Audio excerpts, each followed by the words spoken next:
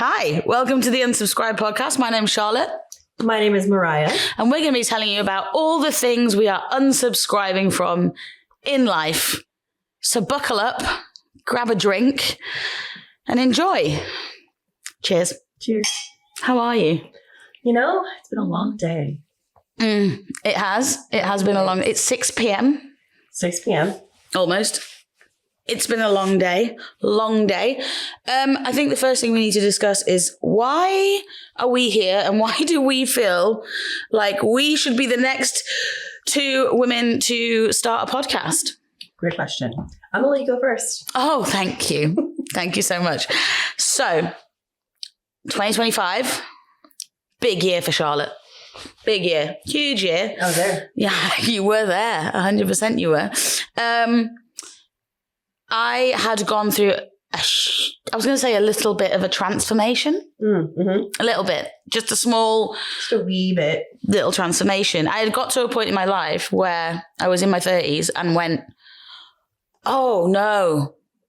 No, this is not it. This is not what I wanted or what I thought my life would look like. So I started to make some changes. And a lot of things happened over the next 9 months, let's say, from that decision to, well, from having been 100% secure in the decision to where I am now. I left a very long-term relationship. Indeed, you did. I did.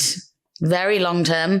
And left where we lived, moved back to London, changed careers, went back to my original career and have been living my best life ever since, which is why I want to talk about all of this. Mm-hmm. What about you? In fact, when I met you, the night I met you, it was when you moved back and you decided at a celebration to just get yourself a bottle of champagne. And I was like, you know what? I'm going to fuck with this bitch for a long time. And then you got yourself a second.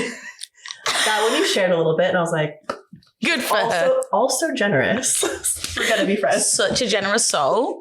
I just remember you kept saying, I deserve this. And the motto that you and I came up with, mostly you, this year was, yes, bitch. You wanted that to be 2025's motto. And I think it worked out. I think it worked out because look at where we are now. Exactly. Tell me how you got here. So I got here, long story, long shortish.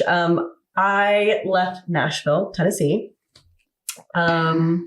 maybe 3 years ago now. Went to New York, always wanted to go to New York, and left a relationship. I was with the guy for 7 years. Well, almost 7 years.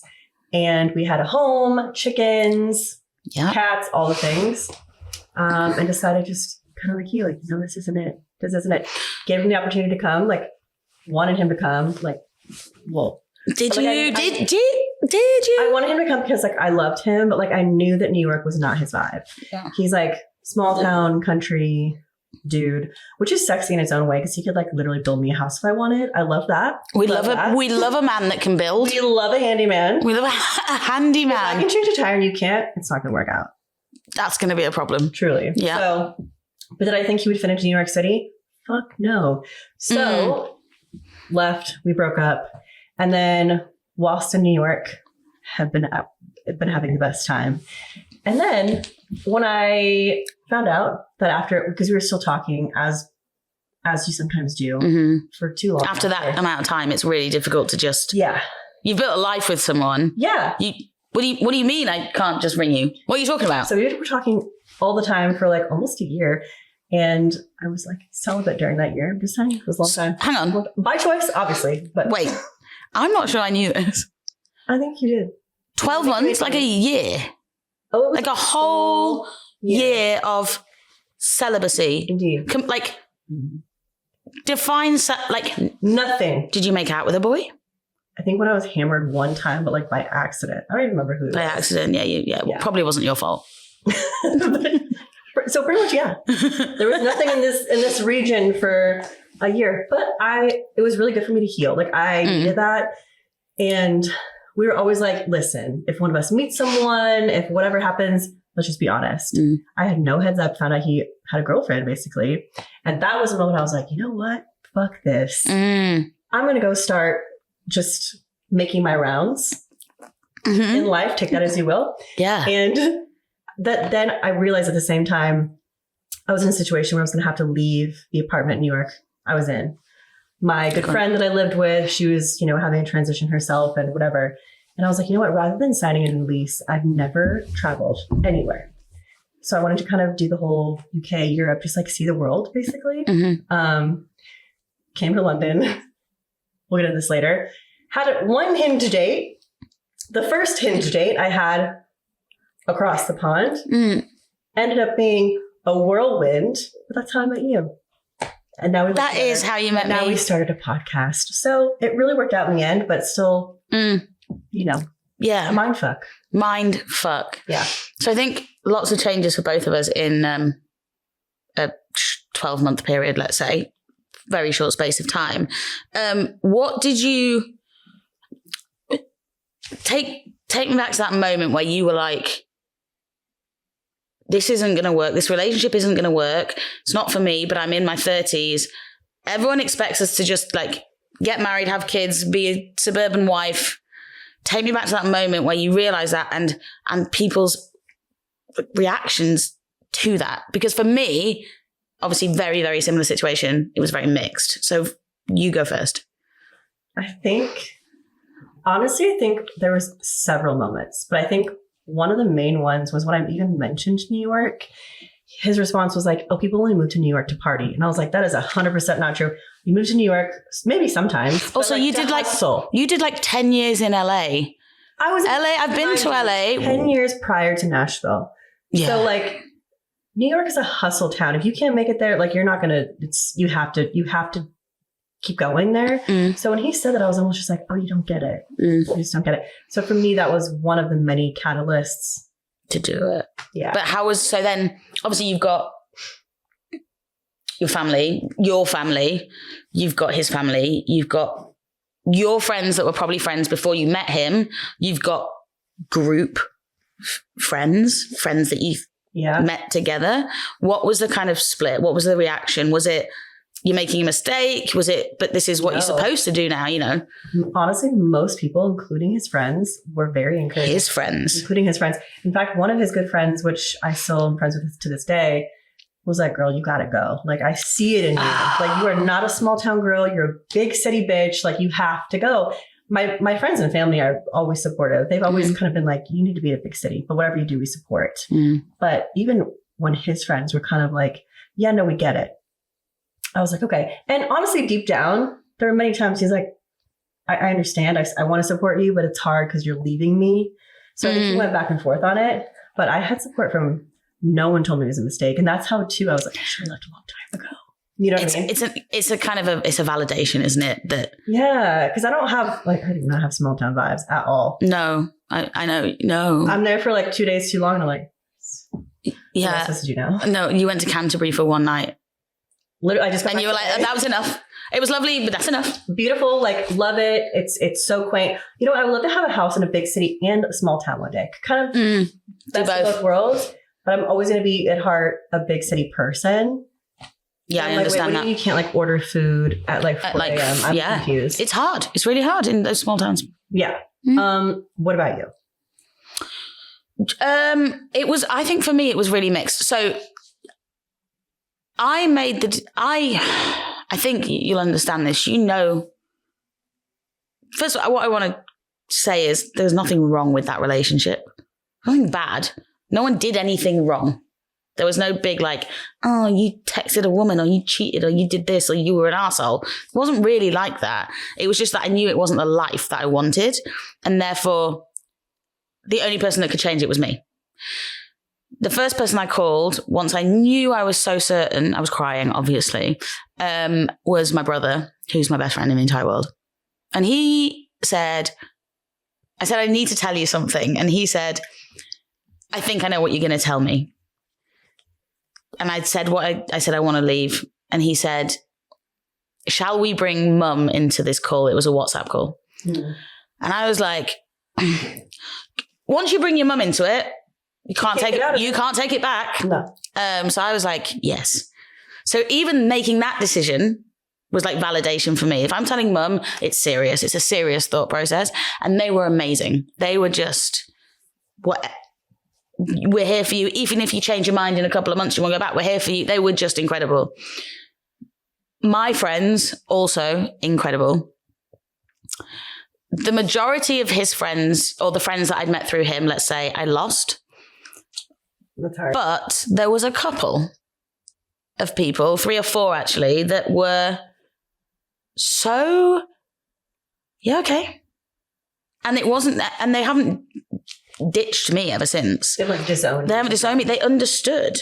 And so it was like, that was even more validation that I was doing the right thing. Yeah. And I think what you just said was really interesting about, should I have done it sooner? It sounds awful. I have thought about that so much since I left. And there's a part of me that says, should I have seen it? I left because the time was right to leave. Yeah. And I left because I was ready, not only ready in terms of emotionally leaving that relationship, but also emotionally ready to move, to crack on with my life, to do the things that I want to do, to put me first. And they're 2 different things. There's leaving that relationship, the emotion of it, and leaving that person that your burden is halved when you're in a serious relationship like that. Every burden you have is halved. Yeah. Leaving that and being able, theoretically, and then being able to go, okay, now I'm ready to go. Yeah. Does that make sense? It does kind of weirdly hit you where it's like almost like such sadness, but also like a peace, and where you're like, now it's time. 100%. It's almost like so morbid, when someone's like, they say like how when you hit a certain age, or like when you're on your deathbed, like old people, even animals, they kind of just like know when it's their time. They know when it's time. It's like almost when when it's the end of an era, relationship, whatever. For sure. 100%. Beautiful, in a really poetic, dark way. Yeah. And I think what's really important is, and I think that whole thing of did I stay too long? Did I not stay too long? Whatever. I think one of the reasons we as women stay too long is because society for years and years has told us that what is right is to go, I meet someone, like in my 20s, my late 20s, I meet someone, and then we move in together, and we get a dog or some chickens, in your case, cats, chickens. You have a farm. I'm so jealous. Anyway, and then you get engaged and you get married, and then what's next, kids? There is this almost like, there is a journey that has been pre-mapped for us as women based on our age. So I think a lot of what I did was, that's what I'm supposed to do. Yeah. I don't know who my mum never told me to do it. My mum was always the type of mum that was, if you don't like it, don't do it. If you don't like that job, don't do it. If you want to be this, do it, but know the risks. You know, she was always really, when it came to kind of life and career, she was always quite cavalier about that kind of stuff, and which has been great for me. But I think a lot of it is this societal thing. Do you see what I mean? It is. It's like ingrained, because I never had the desire to get married or have kids. And I never had the pressing, have to meet someone at a certain age and settle down. I never had that from my own inner desires, but also never any pressure from any family, which I'm very lucky about. But it still is a subconscious societal pressure, because you grew up seeing it on TV and movies, and you hear about it, you read about it, like women get married and they have kids, and it's like, well, I don't want to do that. Maybe at some point, but I never was growing. I was never the girl to plan her wedding. I never think about her wedding dress. I had people like they made the books, like putting on like fake wedding. I'm like, what are you guys doing? No, we go outside and play. I was so confused. Yeah, I was exactly the same. I was never that girl that I honestly thought. I mean, my teens, my early 20s, I was going to be like Bridget Jones kind of thing, you know, just didn't follow didn't settle down, didn't do the thing. I was more free spirited and just going, no, I think I should do this, but no, fuck you, I'm not going to do it. I never did that whole planned wedding thing. And then, but I had friends that planned, like they knew what they wanted in a wedding before they even had a man. Literally so many friends of mine. And I was always just not judging, but I was kind of just like, why don't you plan and enjoy your own life before you plan a wedding for a man you have not even met yet? 100%. And I think, but each their own. I mean, there's nothing wrong with doing that. And I think we should caveat that. There's nothing wrong with being, if they're your goals and they're your dreams and your aspirations, absolutely go for it and make them the most beautiful dreams that you could ever imagine. You know, do all of that. For sure. But don't feel like you have to. Don't feel like you have to. That's the main thing. Yeah, 100%. So I think with that societal pressure, I think one of the things that happened over my relationship as well was, you know, 8 years is a long time. And you go from, I look at myself at the beginning, I was a child. I was in my mid-20s, but I was a child. Like I genuinely think I was a child. I look back and I didn't know anything. Didn't know anything. And over time, not only you literally get older, but you grow internally. You grow in your character. You grow in all of these other different ways. I think that relationship has to grow with you. And if it doesn't, it'll stunt you. It'll stunt you. Or if it doesn't even, if it stops, if it stagnates, it will stunt you and you will stagnate. And that for me, that was a huge kind of wake up call, I think, going, I'm compromising. I was compromising constantly. Well, think about it too. I mean, you know, in our single era, we dated some men in their 20s, and it's funny, not like a judgment. Cheers to I think we're going to cheers now. We're going to cheers to the men in our 20s, in their 20s that we have met this year.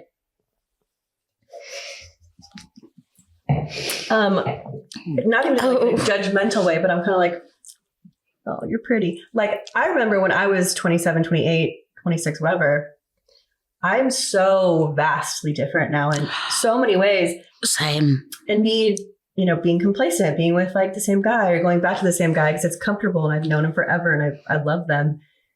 It's just, I wouldn't do that now. No. And I feel like you just grow so much between your 20s and your 30s, and being with someone through your 20s and your 30s, you really have to be in a place where you are actually growing together. Otherwise, you're just going to stunt each other and stay in your 20s forever. Which is crazy. Yeah. Because we're not 20 anymore. No. Not sure if anyone's told you. And as much as every now and again we've... soon we will be. All right? I'm going to say that. And as much as sometimes we go, yeah, let's go out, we pay for it for 2 days after. 2 entire days. 2 entire days paying for one night out. Yeah, we still go out all the time. It helps sometimes if I just pretend it's not happening. I keep going, or I go out again, but then I pay for it even longer. I feel you're just prolonging the inevitable. Yeah, exactly. Yeah, 100%. Okay, so I want to talk a little bit more about kind of, we've left the relationship, and we will talk about that in podcasts, future podcasts. Yeah, we have that planned. This is introductions, giving you an idea of where we're at. I want to talk more about you coming to London and how we really met to some extent, why we got on so well and why it worked. Obviously, we have a lot in common, but also this kind of comparison between New York and London. Having been to New York a couple of times, and you obviously spending more time there than you do here, let's talk about the funny things that we kind of like see. Yes, it's funny because I was dating a guy for a little bit who, when I saw him again later on, I was like, I actually love London. It's kind of just like, it's very similar to New York. It's like a version of New York. And he's like, you mean New York is a version of London? Because we were significantly older. And I was like, facts. London is way old. Like England is way older. But oh yeah, no, my family has furniture older than your country. 100%. And now that I've been here and explored so much, I'm like, is that a castle? Like it's wild for me to see coming from America. Yeah. So it's beautiful, but they're so similar, which I think, especially like in my industry and having clients in both, it's a very easy transition for me. Yeah. Now, when I go outside of London, that's when I'm kind of like, where am I again? Yeah. You know what I mean? Yeah. Smaller towns, older vibes, but still lovely. But I think being a strong career woman which is currently what we're both doing, London and New York are very transferable, which is great. I think so too. And I think, obviously I'm London based. I mean, have lived in London. I first moved to London when I was 21.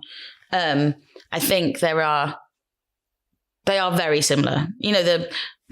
Just the walking pace is the same. Walking pace? You can't do that in York, which is original York, where I'm from, or Canterbury, where you were yesterday. So fast in Canterbury. I was like, I need to slow down here. Yeah, but I think it intimidates people. It does. But when I'm on the tube, and let's say I'm at Green Park trying to go from the Victoria line to the Piccadilly line, you got a good walk there, good underground walk to get to.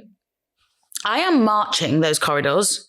Those tunnels I am Speedy Gonzalez. I don't know who I think I am because I have little legs. I get to the tube and I get on my train and I'm in my head, I'm going, oh God. I was like, Mariah, I have little legs. I'm like, I forget. But you still walk really fast considering you have little legs. Mm-hmm. And in New York, I maintain the London walking pace. Yeah. But I do think you're right. I think they're like the hustle and bustle. There are some things that differentiate. We can differentiate between the two, i.e. the going out culture, drinking culture are very different, which we'll talk about separately. But I think they are very interchangeable as cities. And, London is the place to be. I think generally in the UK, if you're a big career woman, I know there's big cities like Manchester, Birmingham, whatever, but I think London is the one. Yeah. And I think, how do you think that? So for me, moving back to London was a no-brainer. It was, well, if I'm leaving this, that's where I'm going. Whether I like it or dislike it, that's where I had to be because I'm such a career-driven woman. Yeah. Was that why, do you think you wanted to go to New York for career? Or do you think it was just you enjoy the hustle and bustle? I remember the first time I went to New York, I literally fell in love. That's cliche. Everyone says that. But there is such an energy about it when you even step off the train. Yeah. It makes you want to do better. Yeah. You see so many people doing their best and just trying to make it. And I feel that to an extent in London, but a couple of friends of mine and I have discussed it's a little bit more of a slower pace in a certain type of way, unless you're properly in central. But New York, for instance, you could be in Brooklyn or Manhattan and you're still just like, all right, got to keep up. And it makes you hustle more. And it really, me choosing to leave that relationship and going to New York, that is what made my career actually start to soar. It would not have happened if I had stayed in a slower pace type of life. No, 100%. London's not slow pace, but it's a little slower. But again, unless you're properly in central, which no one lives in. Right. And that was one of the things I was going to say was in New York, Manhattan is tiny. But it's so, but everyone lives there. Or Brooklyn. Manhattan or Brooklyn, let's say. Generally, no offense. And if you don't live in, or Queens or anywhere. But love Queens. Love Queens. Sort of Irish in Queens. Yeah. But my point being is it's so small. Exactly. But in London, it's not. So we live in our boroughs, let's say, our little areas. We live in the place that we live. I'm not going to say it, but we've got this one and we've got other areas that are kind of stops on the tube map, let's say. Whereas in New York, you live in zone 1. Manhattan is zone 1 and Brooklyn is zone 2, let's say. Yeah. Whereas in London, we've got zones 1 to 5. It's so big. So to get that feeling of this is where I need to be every time I'm in Central, which is a couple of days a week, at least 2-3 days, sometimes 4, sometimes 7, wherever I am. But if I'm in Soho or Marylebone or any of those places, Liverpool Street even, which is not my industry, it's very corporate. That's where you get that buzz of this is where I need to be. New York, same, but you live in it. Right. You don't get the quiet place to go unless you go back to Queens or Jersey. Jersey. We've got stories about Jersey. Love Jersey. It's a certain magical feeling that I have in New York that I don't have here. And that's not even a defense to London. It's more just you get to know the men who work in the bodega because you go there at 3 a.m. You get to know the bartenders. What are we doing? Hang on. Just side note. What are we doing in a bodega at 3 a.m., Mariah? What are we getting? Oh, like for food? What am I getting? You know what? Chopped cheese, which now Charlotte's obsessed with. We will insert a photo, if possible, here of me trying a chopped cheese for the first time. We'll never delete that photo. Oh, it was sensational. I'll never forget it. Exactly. That so many things like that, or like being able to, I'm a bar girl. I do not want to sit at a table. And here you have to go get your drink, sit at a table. So the culture is different. You get to know the bartenders, the bodega men. Like it's like a community. It's hard to explain unless you really live there and experience it. But the magic about that is just what I don't get in London. I understand that. Yeah. That part is missing. Mm-hmm. I understand that. So obviously we've gone through all this change, splitting time between London and New York, having a great time. It's a lot. It's brilliant though. What new standards or boundaries Great question. are we putting into place that we maybe didn't have before, especially now that we're both back on the scene dating? I mean, we're dating. We're not, we're on the apps. We're back in that mix. What boundaries do you have in place now, or standards? What are you unsubscribing from? What shit will you no longer put up with from a man, a client, a friend, or a human being in general? I'm unsubscribing from wasting my freaking time. Don't waste my time. That I've wasted my own time. I've let people waste my time.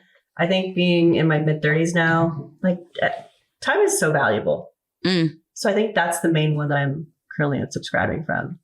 Don't waste your time. Do not waste. And if you want, like, let's say, just as an example, if you want something casual, be casual. If you want something casual, be fucking casual. And say that you want casual. Because that's not. Yeah, we're unsubscribing from that attitude. Yeah. We're not doing that. Yeah. Absolutely no protection there. None whatsoever. None whatsoever. That is a good one. That's a really good one. What are you unsubscribing from? In terms of dating? Or in terms of just life? Both. I am unsubscribing from, just because you are a human being in my life, in any capacity, that because I have to defend your bad behavior. I love that for you. That's actually very pivotal that you just said that. Because I will support you. If you are someone that I love, friend, or someone that I'm seeing, or someone, a family member, whatever, a colleague, someone I work with, whatever capacity we have a relationship with, if I'm giving you the time of day, it's because I want to give you the time of day. Yep. But do not come to me and say, I did this. Don't tell anyone. Don't tell anybody. Don't tell anybody. And it's the most horrific thing I've ever heard. And expect me to protect you. Like, exactly. You know what I mean? There are obviously, don't get me wrong, there are some people I would hide a body for. Of course, same. 100%. Same. But when because you accidentally killed your ex, you hit him with your car by accident. It happens. You reversed over twice. But sometimes, we get confused with the pedals. Whatever happens. I don't drive anymore. So. We don't drive anymore. So it's all good. We live in London. We don't need to drive. But this idea that I need to defend your bad behavior constantly is something that I did in that relationship. And I have decided I'm no longer carrying that through. Good. I'm not. That's huge. Because morally, I can't. Not your weight to carry. You know what I mean? Not my weight. No, that's your weight. Yep. Yeah. And if you're telling me about it that openly, going, oh, you shouldn't have done that. I shouldn't have done that. No, you fucking shouldn't. So, You don't cheers to that. Cheers. Truth. Cheers to what we're unsubscribing from. Uh-huh. Another thing that I'm unsubscribing from, really, really off topic. Really off topic. Small fish. I'm sorry? Mm-hmm. Small fish. So, I've never been a massive fan. A metaphor? No metaphor. I mean literal small fish. Got it. Such as sardines? So, I've never been a fan of an anchovy. If I get Caesar salad, a good quality Caesar salad, don't put an anchovy. Just in the dressing. They chocolate milk in the dressing. Yeah, but you can't taste them because you've got all the olive oil in the air. You've got everything else going on. The vinegar. I don't want to see a little fish. Okay. And then you, the other day, decided to ask me. You didn't force me to do anything, but you suggested that I maybe tried. All consensual, always. I am sick of being. I am in my 30s now, right? I have been for a while, actually. I am no longer. Oh, just try that, eat that. I don't like it. I've eaten it, and I know I don't fucking like it. Okay, well, so I'm not going to do it. We've pivoted to fish. So it's just been something that's on my mind for a while, okay? I don't want to eat any more fish. I will never ask you about sardines again, but I will still eat them. You're allowed to eat them. The omega-3s in them are insane. Don't put them on my protein plate. I would never. When you make my protein plate... And I will. Hang on, just to everybody. Sometimes Mariah makes us protein plates. Power plates, I like to call them. Just don't put any fish on my protein plate. So I'm also unsubscribing from that. Okay, fair. Now the world knows. Now the world knows. No small fish for Charlotte. No, none whatsoever. So we have some stories. This is all I'm going to say. We have some stories. We will be using nicknames unless we have permission from the people involved. We will never say their first name ever or their last name. We'll have nicknames, and some of the nicknames are absolutely last name. Yeah, what do you say? Don't you guys say surname? Have I spent too much time with you? I love this right now. We will not use any surnames. Some of the nicknames we think are really clever. If you do manage to guess any, make sure you let us know what you think they might be. Oh, definitely DM us. Will we tell you? Probably not. Probably not. A little smile on the inside. No, we don't want a lawsuit when we've just started. Right. That would be embarrassing. That's true. But that's pretty much, what we really want to talk about in the next episode. Dating apps. All of them. Being single in your 30s as a woman. Deeper dive into that. And using the dating apps. Because there's a few of them. And we've tried. Pretty much like if you go to the circus and you're watching a show and you're like, wow, everyone's a clown. Cool. And then you look around in the audience, you're like, wow, everyone here's a clown too. Where am I? That's what it's like. It is like that a lot. Also, one thing that I've noticed on the apps, and this is light touch chat about the apps because I'm saving it. If I see one more man on Hinge say, what's your perfect Sunday? And they say, coffee, walk/hike, roast, glass of red in front of the fire. Oh I am going to top myself. Yeah, it's a great Sunday, but it's everybody. That is Sunday. That is not your Sunday. That is the Sunday of a traditional British human being. So shut up. I see the apps in both. I get a lot of Ryers from New York. I don't read it because it's based on location, right? My favorite is when a guy's perfect Sunday, all they say is sport. So I'm sorry, in America, that makes no sense to us. We use full sentences. So when you just say sport. You just give me a great idea, by the way, for a segment. Because American, you're like, no, we use full sentences rather than sport. You guys do too, to be fair. We do. But also sometimes you give us too much. If I say, where you from? I want you to say San Diego because that's where you're from. I personally say San Diego. What I don't want is, well, I live in LA. I was born in San Diego. 20% Ashkenazi Jew, 35% German, 2% Native American. What is that about? That's not what I asked. I didn't ask what your heritage was. I said, where are you from? Just an American thing. There's a lot of times, especially being in London now, men mostly, like, where are you from? I'll always say California. I don't say San Diego. California. What's wrong with San Diego? I mean, I just say California. Just to keep it simple. I often get, awesome. Where about in San Diego, or where about in California? And also, where do you live now? They always assume. That's fine. Yeah, but I mean, personally, I don't know every American, but I never just like spit out all. Oh, no, that's the thing. New York, I don't do that. No, to us, it's quite an. I didn't ask that, and I don't want to talk to you. Once you give me that as an answer, the conversation is pretty much done. Well, I'm sorry. You talk to Americans. I'm sorry to talk to them, but yeah, and when you like, where did you go to school? I'll be like, Central, my school, and you're like, oh, well, I did elementary school here, I did middle school here, I did high school here, I then did college, and then I did my master's here. I transferred it this year. I was a D1 athlete. Where'd you go to school? Like, so when you say school, you mean university, right? Yeah, pretty much. I think, well, it depends on the rest of the context. There's a difference for us. We say like, no one asks, where'd you go to high school? We would just be like, where'd you go to college? So it's very specific there. If you say, where'd you go to school here? I'd be like, which school? Like, what do you mean? How old was I? Yeah, the school is so broad. Yeah, it is. I don't really know, but when you like, oh, they just say sport, I'm like, but you guys give so much information that I didn't ask for. I only asked the question. I think it is. In America, we say sports because there's various sports. It's like you say math instead of maths. Yeah. So like, the lesson at school, maths. Yeah. You say math.